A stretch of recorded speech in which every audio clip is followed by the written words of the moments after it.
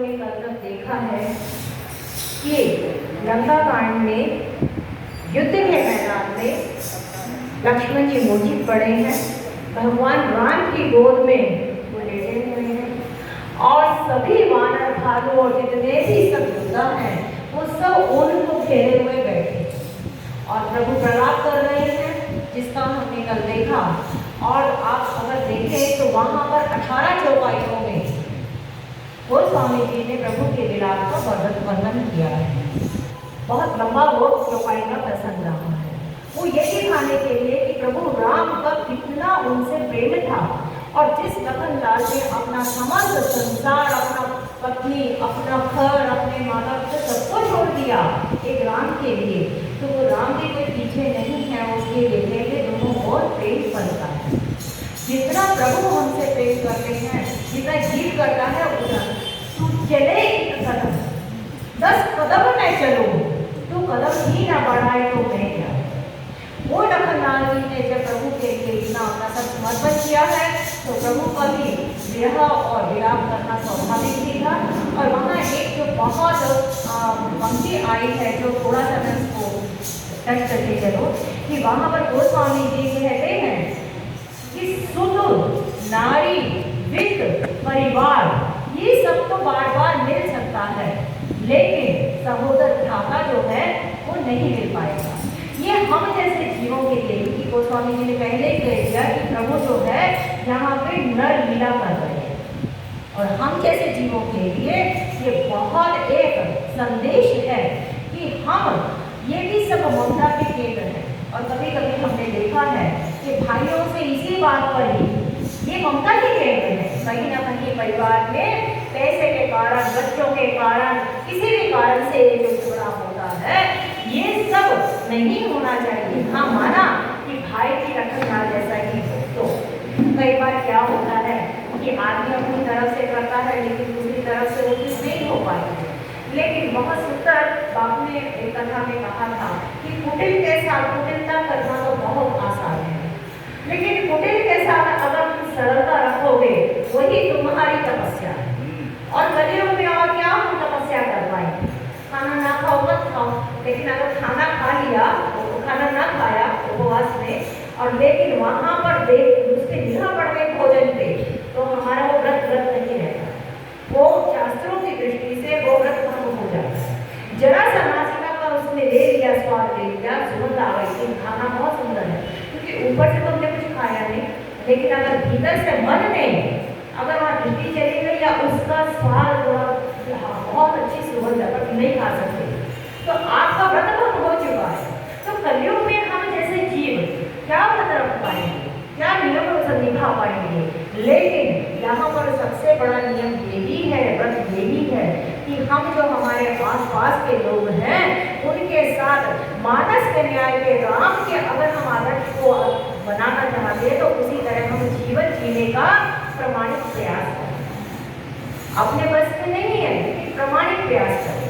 तो कुटिल के साथ कुटिल होना तो सब बहुत स्वाभाविक है, लेकिन कुटिल के साथ सरलता बनाए रखना ये हमारे यहाँ इस कलयुग की सबसे बड़ी तपस्या। तो हमने देखा भगवान राम अपने लखनलाल के लिए बहुत विरह में एकदम ज्यादा व्याकुल है। और आपको मंजर याद करो, ऐसा मैंने सीन जो है इस्कॉन मंदिर में जो ग्रेटर कैलाश में है, वहाँ जो ऐसे तस्वीरें लगी हैं, उम्मीद करते हैं यहाँ पे भी ऐसा ही होगा।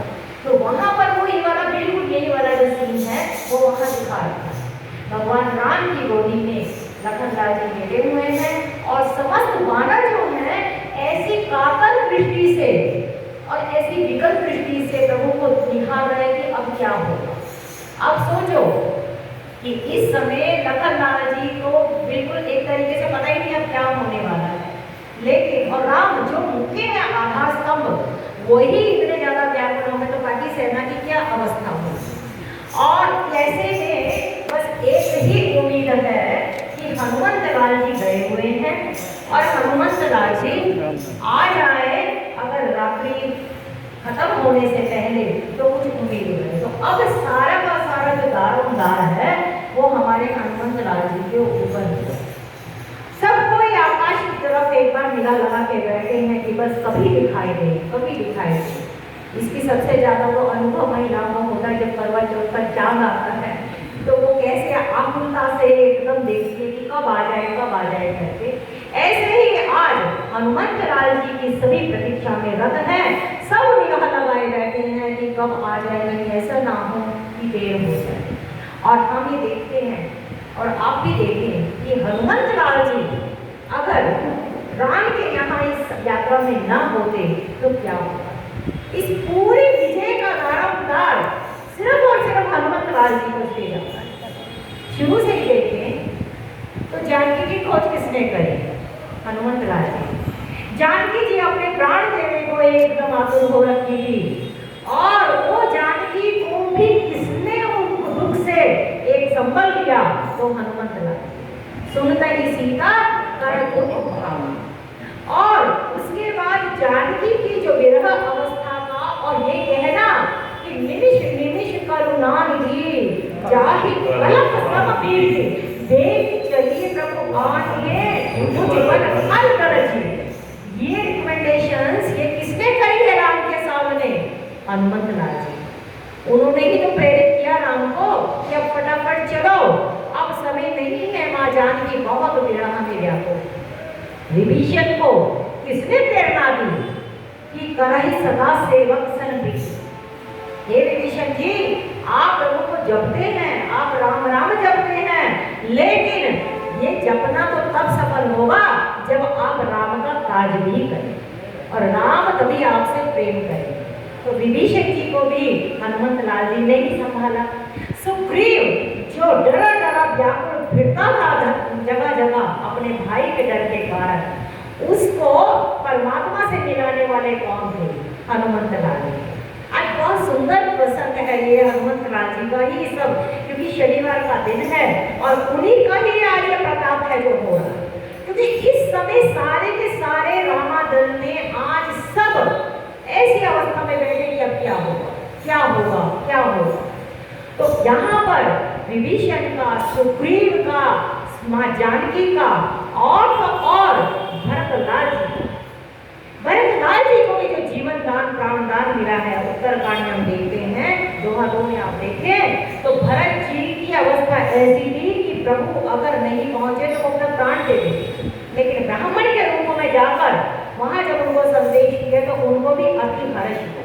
हनुमंत लाल जी का जीवन ही सबको हर्षित करने के लिए, सिया को भी उन्होंने हर्षित करा, यहाँ पर भरतलाल जी को भी हर्षित करा। और ये हमारे लिए बहुत एक संदेश है कि जिसका जीवन राम के कार्य में है उसको सभी को प्रसन्न करने का प्रयास करते रहना चाहिए। लोग प्रसन्न हो या ना हो ये कोई गारंटी नहीं है, लेकिन अपनी तरफ से हम प्रमाणित प्रयास करें, और जब हम दूसरों को प्रसन्न करेंगे तो और संसार प्रसन्न हो या ना हो, परमात्मा तो अवश्य ही प्रसन्न होगा। और हम यहाँ देख रहे हैं कि ऐसी एकदम मातम की अवस्था बनी हुई थी, और इतने में ही वानरों की निगाह, क्योंकि हनुमंत लाल जी तो हरे राम राम राम सीता राम राम राम, तो राम राम जपते हुए सब काम करते हैं, और राम राम करते हुए एकदम दिखा कि आकाश में गौर पर्वत दिए और हनुमंत लाल जी एकदम दिखाई पड़े। सबको इतनी जैसे कि सूखे हुए पौधों में जान आ जाती है, जैसे जल डालो, ऐसे ही समस्त वानरों में एकदम चेतना आ गई और प्रफुल्लित हो गए। लो आ गए हनुमान जी, लो आ गए हनुमान जी, और सब उछल पड़े एकदम। और हनुमंत लाल जी तो राम राम राम करते हुए अपने यहाँ पर जब जरूर गया। महात्मा गांधी कहते थे कि मैं जितनी भी कोई काम होता था देश के हित के लिए, जो भी काम होता था जरूरी, मैं उस काम में अगर मेरी प्रार्थना का समय होता था तो मैं उस प्रार्थना के समय में कभी भी कोई कॉम्प्रोमाइज नहीं करता, क्योंकि राम के काम से पहले राम का नाम जरूरी है। राम का काम करें लेकिन राम का नाम न लें तो अहंकार होने की बहुत संभावना हो सकती है कि ये काम मैंने किया, लेकिन राम का काम करने से पहले राम का नाम भी लेते रहेंगे तो राम नाम की जो शक्ति है वो हमें और आगे धक्का देगी काम करने के लिए। तो यहाँ हनुमंत लाल जी को कुछ नहीं पता, राम राम करते हुए वो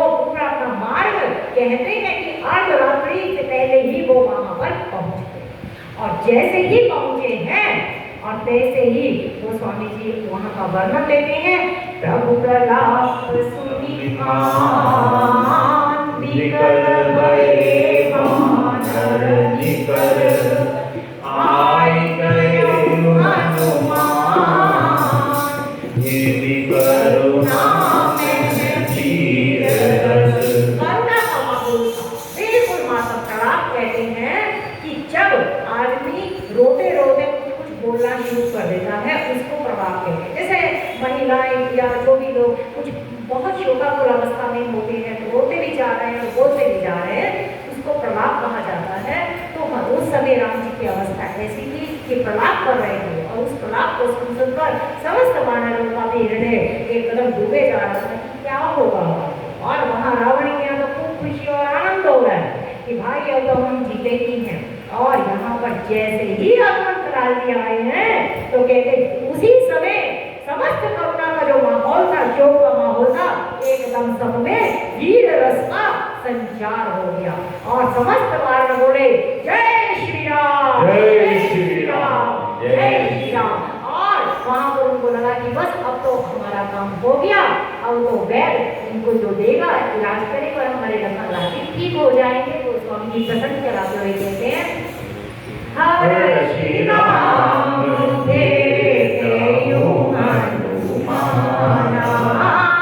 अतिकृत करे प्रभु परम सुजाना। जैसे हनुमत लाल जी को देखा है एकदम हर्ष के खुशी से एकदम आए हैं और स्वयं उनको अपने हृदय से लगाया।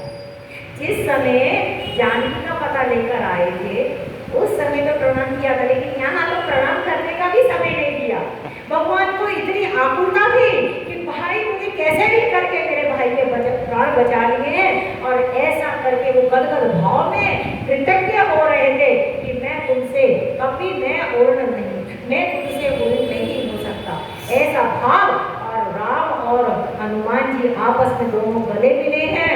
और ये हम सुंदरकांड में भी देखते हैं कि जब राम और हनुमान जी मिले हैं तो वहां पर भी जो प्रसंग है ऐसे ही यहाँ पर अवस्था है। और वो स्वामी जी कहते हैं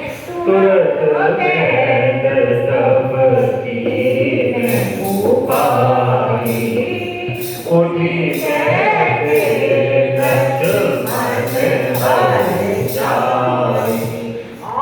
इतनी देर में सुषेण वैद ने जो पूरा का पूरा द्वार लेकर आए थे हनुमंत लाल जी वहां से बूढ़ी निकाली और जो उन्होंने उपाय करना था और वो किया।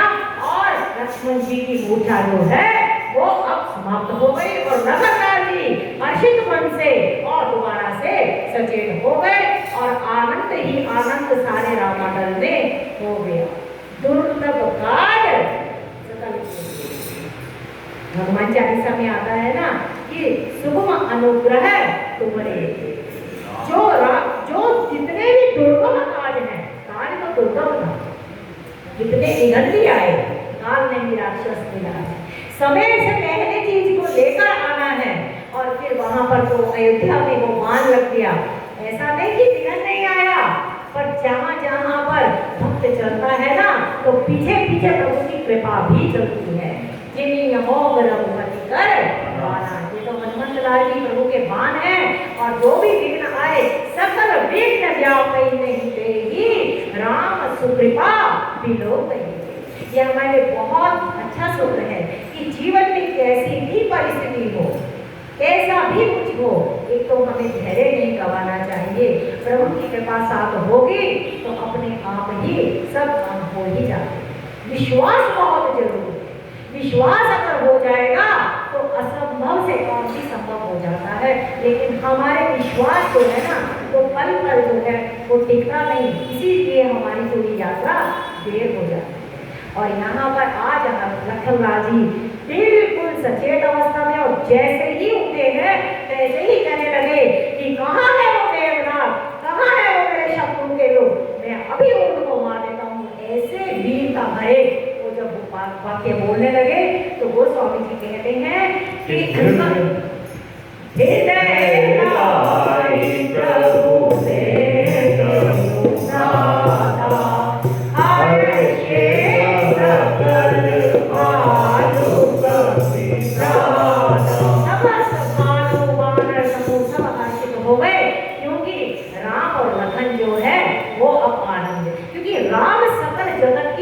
परमात्मा है। राम प्रसन्न होगा तो समस्त सृष्टि प्रसन्न हो जाएगी। क्या कहते हैं अभी रुद्राष्टक में, प्रसन्न प्रसीद सर्वभूतानि वासी, सब भूतों में वास करने वाले ये प्रभु शंकर आप प्रसन्न। और ये हनुमान जी कौन है? ये भी तो रुद्रा अवतार शंकर है।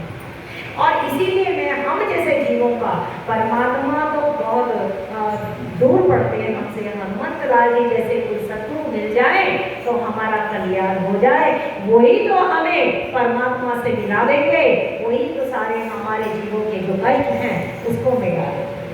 सब सुख लहे तुम्हारी शरण, तुम रक्षक काहू को डरना। आज मुझे ऐसा भाव आया था। अब देखो, ऐसा मैंने बाबू से ही सुना, प्रसाद है बाबू का, कि जो वेदों का जो भाष्य है, भाष्य मैंने व्याख्या, उसको सरलीकरण जो करते हैं, वेदों का जो भाष्य है वो उपनिषद है। उपनिषद का जो भाष्य है वो गीता कहा जाता है। गीता का जो भाष्य है वो रामचरितमानस कहा जाता है। रामचरितमानस का जो भाष्य है वो सुंदरकांड कहा जाता है। और सुंदरकांड का भी जो भाष्य है वो हनुमान चालीसा कहा जाता है। कहते हैं कोई सिद्धि साखी गौरीसा, भगवान शंकर की शपथ लेकर गोस्वामी जी कहते हैं कि जो इसको पाठ करेगा सिद्धियां उसको प्राप्त होगी, शुद्धि उसको मिलती है।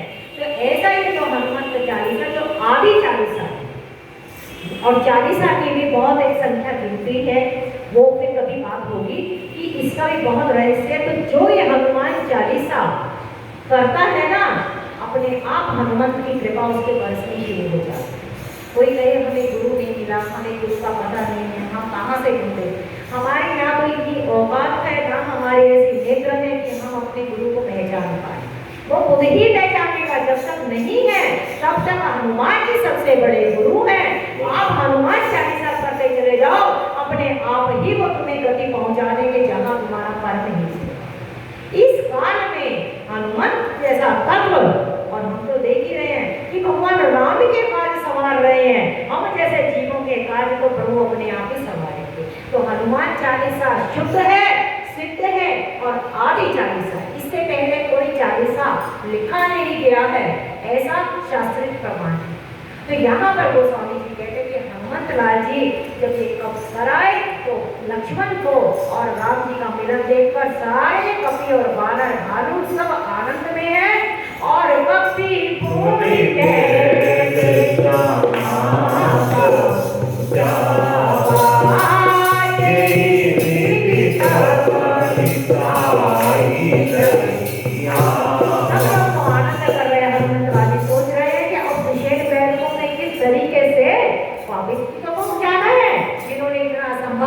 किया। और कहते हैं कि वैसे ही सूक्ष्म रूप बनाया है, और सुषेण महल को जिस तरीके से लेकर आए थे उसी तरीके से वहां पर छोड़ भी आए। उस समय तो सब आनंद में थे, मतलब ये सब रात्रि में ही काम हो गया।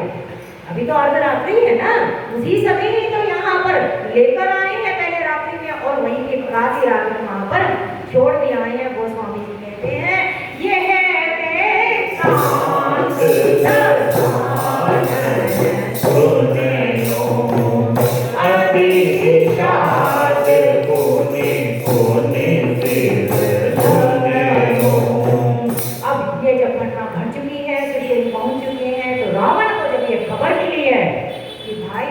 जी तो जीवित हो गए। असंभव कार्य संभव हो गया, क्योंकि वो तो बहुत निश्चित था कि बस लखन की मृत्यु हो जाएगी और राम जो है वो अपना वापिस चले जाएंगे, और मेरा तो अपना जो कार्य है वो सफल हो गया। वो तो आनंद में था।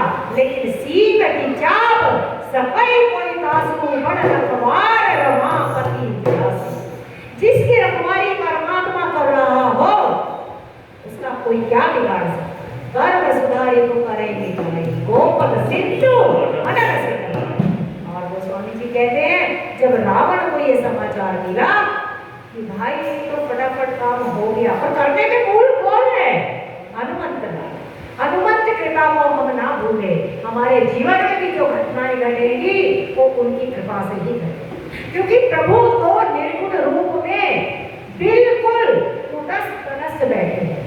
आप थोड़ा सा जनक सभा में चले तो जनक सभा में भी धनुष जब भंग होने वाला है वहां पे प्रभु राम आराम से बैठे हैं, उनको कोई लेना देना नहीं है जनक में क्या बीत रही है, माँ जानकी में क्या बीत रही है, सुनैना क्या सोच रही है, वो तो आराम से बिल्कुल चुपचाप बैठे हैं। परमात्मा कुटस्थ तटस्थ बैठे हैं, वो कभी भी किसी के लिए कुछ नहीं कहते, ना अच्छा कहेंगे ना बुरा, लेकिन उनको उस कुटस्थ ब्रह्म को क्रिया में लाने के लिए, सक्रिय करने के लिए किसी सदगुरु की जरूरत है। और वहां पर हम देखते हैं विश्वामित्र जी ने कहा, उठो राम बन जाओ भव त्यापा, मेटो तात जनक परि। वहां सक्रिय किसने कहा है? विश्वामित्र। इसी तरह हमारे भी जीवन में रही परिस्थितियों में कुटस्थ ब्रह्म देखता है, लेकिन उसका निवारण करने के लिए हनुमंत जैसा ही कोई तत्व परमात्मा को कहेगा कि ये जीव ने प्रभु आपकी बहुत सेवा करी, तपस्या करी है, आप जिस तरह जानकी की उन्होंने आकर सिफारिश की है, जानकी की भी तो करी ना सिफारिश सुंदरकांड में कि बहुत दुख उनको झेल रही है, प्रभु अब देर मत करो, अब विलंब के कारण। इसी तरह हमारे लिए भी हनुमंत तत्व प्रभु के सामने कहेंगे, और मैं ये कहूँ कि हमें बार बार हनुमंत लाल जी का आश्रय करना चाहिए, और तो क्या आनंद जीवन में बहुत बढ़े, प्रभु और कृपा करेंगे। और गोस्वामी जी कहते हैं रावण की अब यह अवस्था है कि वो बिल्कुल इतना विषादग्रस्त हो गया कि ये काम कैसे हो गया, अब क्या होगा। अब वो तो ये सोचता था कि मेरे मेघनाथ ने ऐसी वीरघातनी संग जो शक्ति डाल दी है, अब तो बस ये रामादल गया, लेकिन प्रभु ने ये सारी, प्रभु की कृपा ने ये सारी स्थिति को पलट दिया। गोस्वामी जी कहते हैं ऐसी ही अवस्था में वो क्या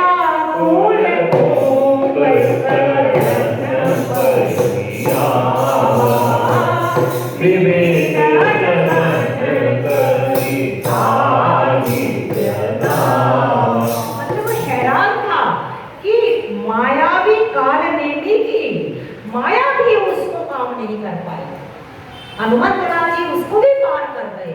असंभव कार्य कैसे ये संभव हो गया मुझे समझ नहीं आ रहा। अब उसको कोई दिख नहीं रहा, तो फिर उसको अपने भाई कुंभकर्ण की याद है। रावण के प्रसंग में आप ये देखें कि लंका कांड में उसने ढूंढ ढूंढ के सारे निशाचरों को लेकर एक बार सबका कल्याण करवाया। अभी वो रावण को पाताल तक भी लेकर आए। ये रावण की खूबी है कि कोई रह ना जाए। मैं भी अगर कल्याण मेरा हो रहा है तो सारे ही, सबका साथ सबका विकास, सारे करके बदल डालूंगा।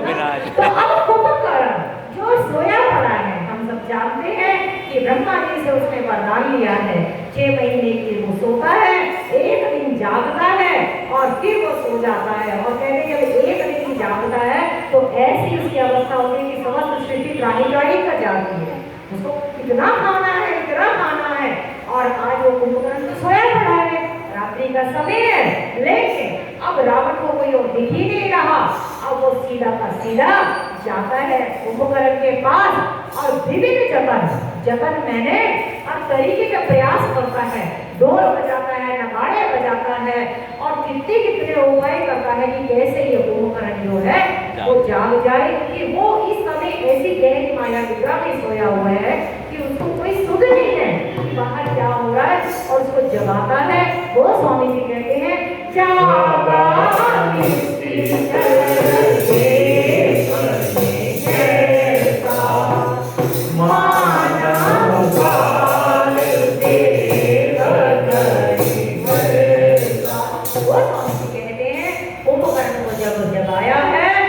जागते ही एकदम हड़बड़ाते हुए जब उठा है। अब सोचो कोई आदमी गहरी नींद में सो रहा हो और जब उसको उठाओ तो उसकी अवस्था कैसी होती है, और ये तो फिर निशिचर है और बिल्कुल भयंकर और इतना विशाल काय देह है उसकी, और एकदम हड़बड़ाता हुआ जब उठता है तो वो स्वामी जी कहते हैं ऐसा लगता है कि मानो साक्षात काल यमदूत ही सामने खड़ा हो और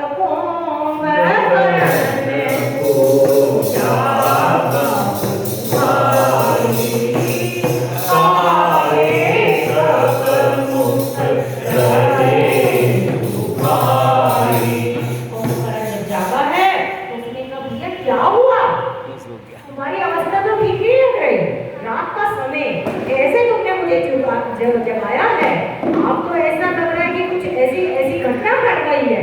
मुंह क्यों सूख रहा है तुम्हारा? बात क्यों नहीं कर पा रहे? हो गया क्या आपके साथ?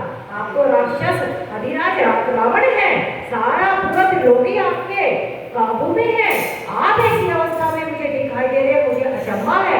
जब कुंभकर्ण ने पूछा है तो रावण कहते हैं भाई मत पूछो क्या हुआ तुम्हारे सोते में, बोले बताओ तो सही। कहते हैं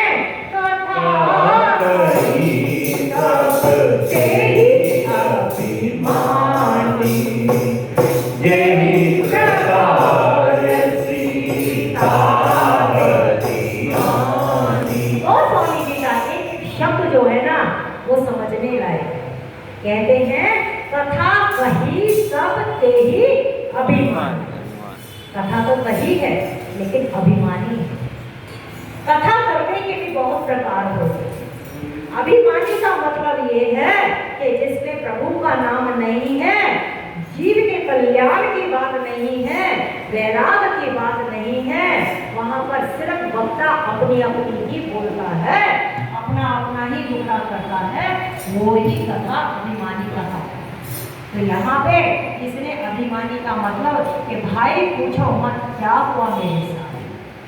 जबकि बहुत सुंदर आता है कि जिस समय विभीषण ने पूछा है हनुमत लाल से कि आप कौन हो, तब कहीं कथा सबसे पहले उन्होंने प्रभु की कथा और अपना नाम बाद में बताया। लेकिन यहाँ पे रावण प्रभु कुंभकर्ण को अपना दुखड़ा बता रहा है, अपनी व्यथा बता रहा है कि ऐसे ऐसे शूर्पणखा जो हमारी बहन है वो वहां जनस्थान पे गई, उसके नाक कान काटे गए अपनी बहन की रक्षा के लिए, क्योंकि कुंभकर्ण की भी तो बहन लगी ना। तो इसलिए उसने ये नहीं बताया कि सीता की बात सुनकर मेरे मन में भी थोड़ा काम जागा था, नहीं, उसने बहन का नाम लिया कि उसकी इज्जत का सवाल था, जिसकी वजह से ये सब कार्यक्रम हुआ। और अब यह हालत है कि समस्त कपि वानरों ने हमारे प्रमुख जो भट्ट थे, राक्षस योद्धा थे, उनका संहार कर दिया। क्या कहते हैं कि कथा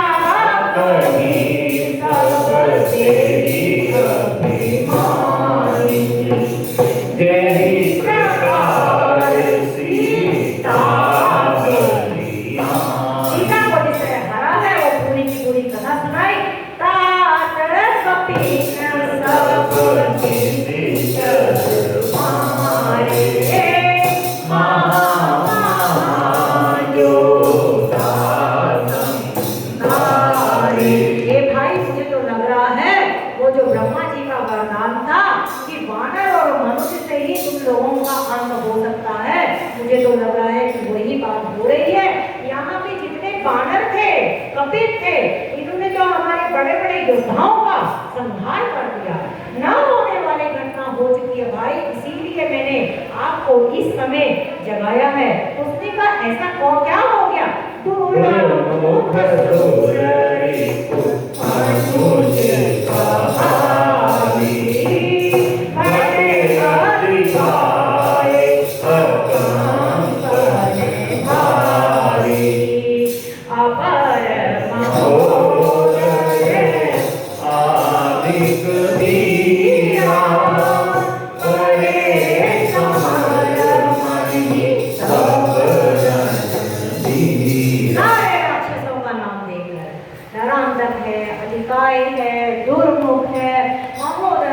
जितने बड़े बड़े योद्धा और राक्षस थे भाई, सारे के सारे समर भूमि में वानरों ने ऐसे बिल्कुल ढा दिए हैं।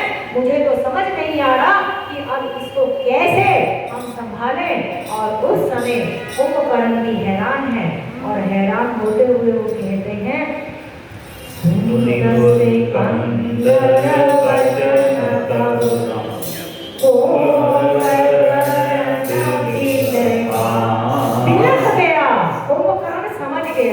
ये सब बात सुनकर जगदम्बा